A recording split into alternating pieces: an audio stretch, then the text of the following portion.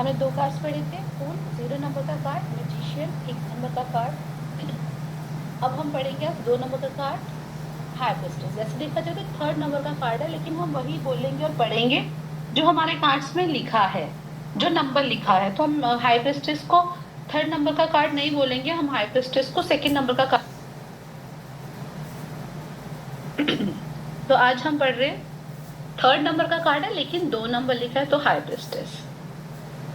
High priestess है, हमें दिख रहा है कि एक हाई प्रिस्टेस है। हाई प्रिस्टेस का मतलब हाई प्रिस्टेस, मतलब हाई नॉलेज वाली एक पंडिताइन हम बोल सकते हैं, या एक स्पिरिचुअल लेडी हम बोल सकते हैं। तो हाई मतलब एक तो हाई क्लास, हाई नॉलेजेबल एक प्रिस्टेस बैठी है यहाँ पे। अब इसके अंदर हमें दिख रहा है एक लेडी है जिसने व्हाइट कलर का गाउन पहन रखा है, ब्लू कलर से उसने एक स्टॉल ले रखा है, उसके सर पे क्राउन है, पैरों में मून है, सर पे भी मून है, कहीं ना कहीं मून है। हाथों में इसके एक बुक है जिसपे टोरा लिखा है, यहाँ पे एक प्लस का साइन है, बी और जे सिंबल्स। तो ये कुछ कुछ चीजों से इसके बीच में बनी हुई है, वो है ये। अब यहाँ पे हाई प्रिस्टेस का मतलब है जो ये बैठी है, इसके हाथ में बुक है, इसने व्हाइट कलर की ड्रेस पहन रखी है और ब्लू। तो व्हाइट मैंने आपको बताया था प्योरिटी को बताता है, ब्लू कलर कहीं ना कहीं आपके इमोशंस को बताता है। जो मून होता है, मून हमारे ना इमोशंस को और हमारे सबकॉन्शियस माइंड को रिप्रेजेंट करता है। जो ये बी और जे है, एक्चुअली ये बी और जे का मतलब है, अगर मैं इसको देखो रीडिंग में बताऊं कि रीडिंग में कैसे याद रखना है, तो बी और जे सही और गलत, नेगेटिव और पॉजिटिव के बीच में ये बैठी है, तो कहीं ना कहीं उसको बैलेंस कर रही है। और अगर मैं इसको टैरो की लैंग्वेज में बोलूं तो ये नहीं नहीं, तो ये आपका जैसिन और बी से वो वो आज करके एक वर्ड है वो बनता है, ठीक है। तो इसका एक्चुअली में मीनिंग होता है कि स्पिरिचुअल और मेटेरियलिस्टिक वर्ल्ड के बीच में बैलेंस, जो मीनिंग वैसे होता है। उसके अलावा जिसके हाथ में एक बुक है, ये बुक जो बैठी है, इसकी जो स्टोरी है, शॉर्टकट में एक स्टोरी बता रही हूँ, इसकी शॉर्टकट में स्टोरी है, ये है ना एक चर्च के गेट पर बैठी है, जो सोलेमन करके चर्च का नाम है, ये वहां उस चर्च के गेट पे बैठी है। इसके हाथ में टोरा है, जो एक नॉलेजेबल बुक लेकर बैठी है, और इसको उस वहां के राजा ने, उसके वहां के राजा ने बोला है कि इस बुक की जो नॉलेज है आप उसी को दोगे जो एक्चुअली इसके लिए एलिजिबल है, जो एक्चुअली डिजर्व करता है। तो ये वही बुक, वही नॉलेज लेकर वही इसके अंदर एंटर कर सकता है। ये मेन गेट के बीच में बैठी है कि सही और गलत के बीच में बैलेंस बना रही है। ये उसी के साथ अपनी सीक्रेट्स को शेयर करेगी, इस चीज को शेयर करेगी जो एक्चुअली में उसके लिए एलिजिबल है।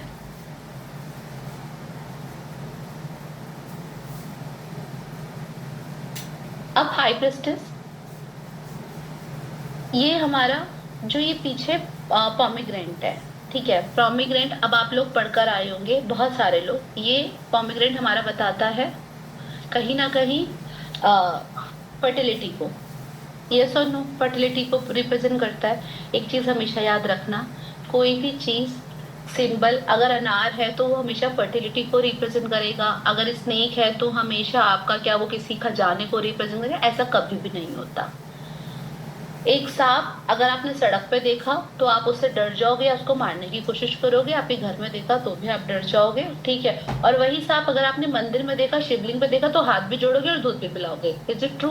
सांप तो सांप था, लेकिन वो कब, कहाँ, कैसे प्रेजेंट था, आप उसको वैसे पूछ रहे हो। तो यही सेम, वही एक पत्थर है जो सड़क पे पड़ा है, हम उसको पैर मार के भी चले जाते हैं, वही पत्थर धोकर कोई मंदिर में रख देते हैं, हम उसको ऐसे छू भी लेंगे। तो आपका पॉमीग्रेनेट हमेशा फर्टिलिटी को रिप्रेजेंट करेगा, ऐसा नहीं होता। क्या चाहिए?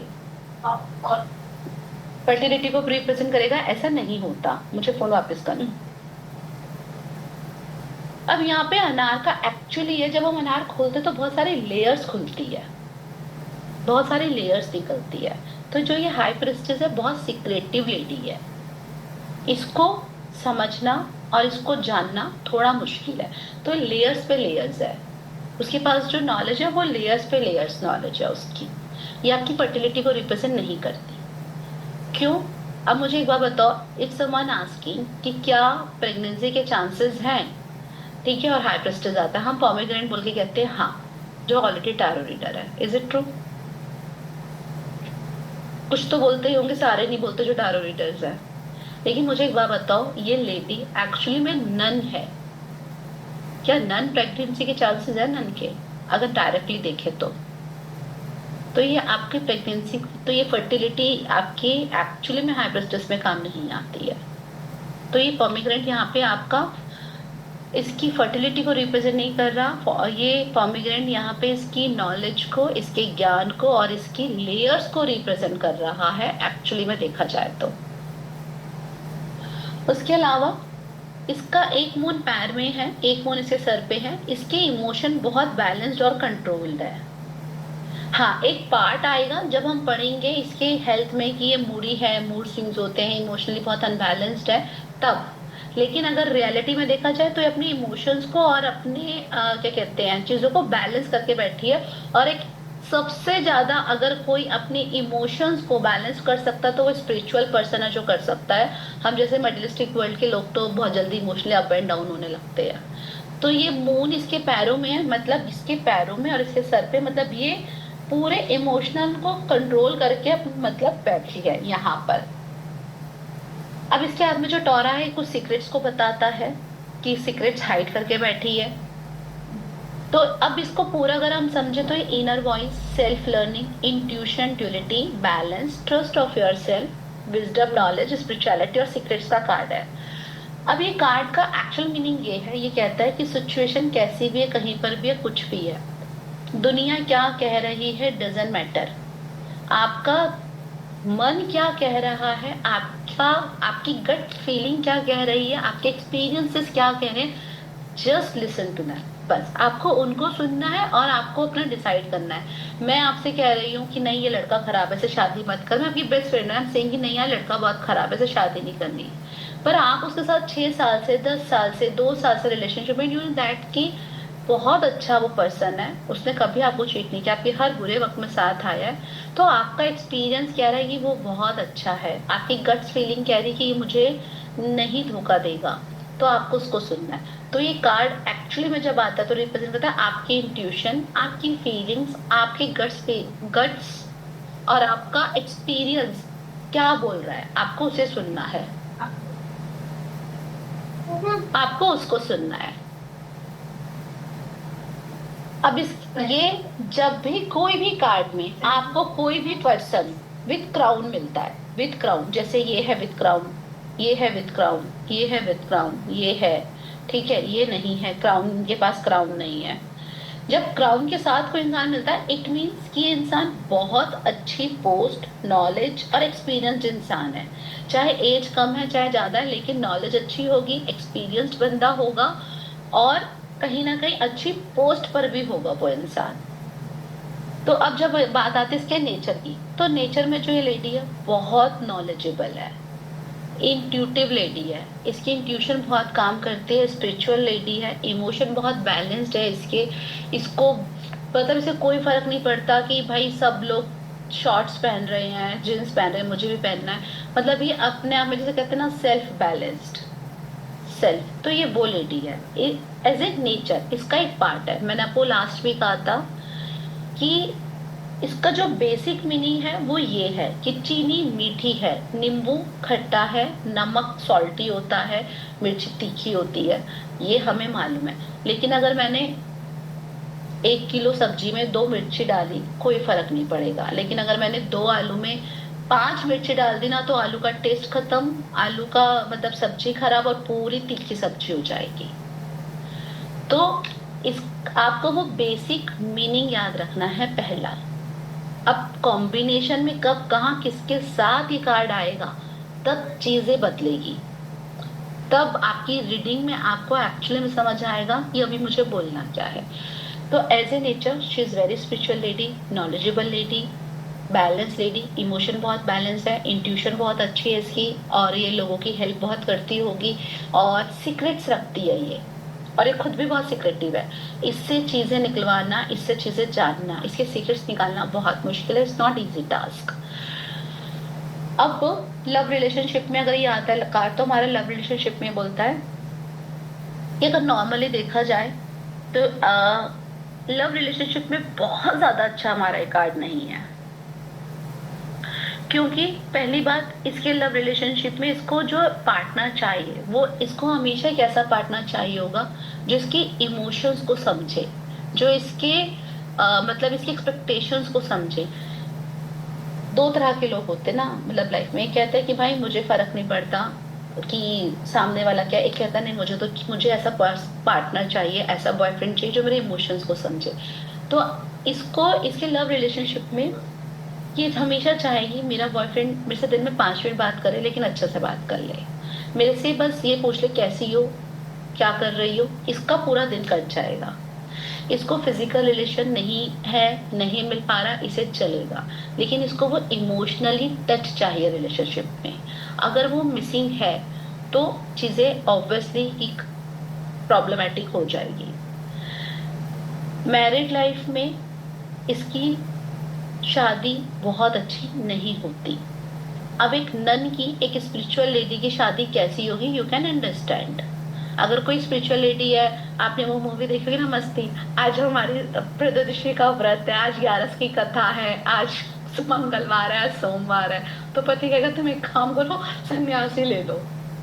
तो जिसकी लेडी, जिसकी वाइफ इतने स्पिरिचुअल होगी, इतने सारे कपड़े पहनकर बैठेगी और ऊपर से इतने डल कपड़े, व्हाइट कलर के कपड़े, ऐसे कपड़े में, तो उसका, उसके हस्बैंड का अट्रैक्शन, फिजिकल रिलेशन खत्म हो जाएगा।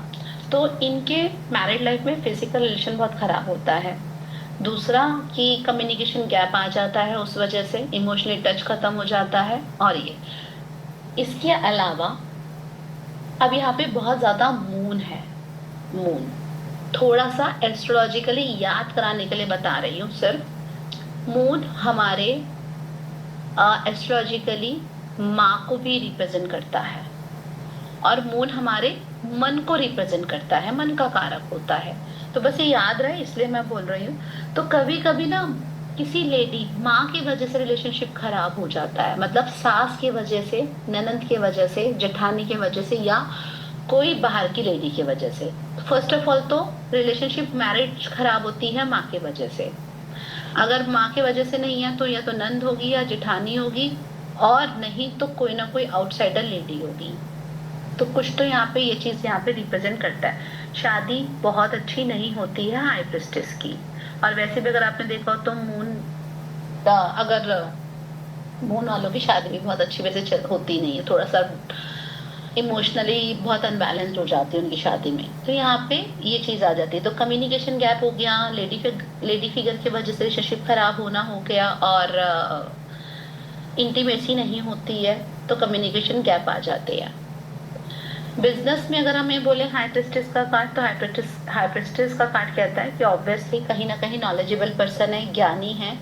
और यहाँ पे अगर ये आपके, ये कार्ड आपका डॉक्यूमेंटेशंस भी बताता है, क्योंकि इसके हाथ में कुछ पेपर्स है। तो बिजनेस में अगर आप जब एक बिजनेस की रीडिंग करें तो हाई प्रिस्टेस समटाइम कुछ सीक्रेटिव चीजें निकल कर आना, डॉक्यूमेंटेशन इश्यूज या डॉक्यूमेंटेशन चीजें होना, उसको भी बताता है। अगर कोई पूछा है मैम मेरा बिजनेस नहीं चल रहा, मैं क्या करूं या कैसे करूं, तो ये कहता है थोड़ा सा अपने बिजनेस पे, मतलब जिसे कहते हैं फोकस्ड होकर बैठना, थोड़ा सा उसको गो थ्रू करना कि मैंने कहाँ क्या क्या चीजें करी, कैसे कैसे करी। उसके बाद डॉक्यूमेंटेशन, ये सारी चीजें आपको समझ आएगी मैं कहाँ पे वो कर रहा हूँ गलती। तो ये नहीं कहता कि बाहर जाओ और किसी से राय ले लो। ये कार्ड कहता है अपने खुद से सारी चीजों को गो थ्रू करो, सारी चीजों को देखो, समझ आएगा कि मैंने मिस्टेक कहाँ पे करी है। जॉब के अंदर ये कार्ड बहुत अच्छा है। अब क्यों अच्छा है, एक तो नॉलेजेबल लेडी, ऊपर से एजुकेटेड, ऊपर से सिक्रेटिव, मतलब सिक्रेटिव भी नहीं बोलूंगी, तो कहीं ना कहीं ये कार्ड है कि भाई नॉलेजेबल है, हाई प्रोफाइल लेडी है और नॉलेजेबल है, ये उसको बताता है। तो अगर कोई पूछे करियर में क्या प्रमोशन हो जाएगा या मुझे ये चीज मिल जाएगी, एक जॉब मिल जाएगी, तो कार्ड बहुत अच्छा है उसके लिए। उसके बाद आता है जॉब करियर में पर्सन क्या काम कर सकता है। स्पिरिचुअल लेडी है और इंट्यूटिव लेडी है, तो ये फर्स्ट ऑफ ऑल तो tarot reader, second occult science, तीसरा हीलिंग, चौथा अगर आप इसे कपड़े देखो तो ये हीलिंग का कार्ड, तो ये मेडिकल लाइन में भी जा सकती है।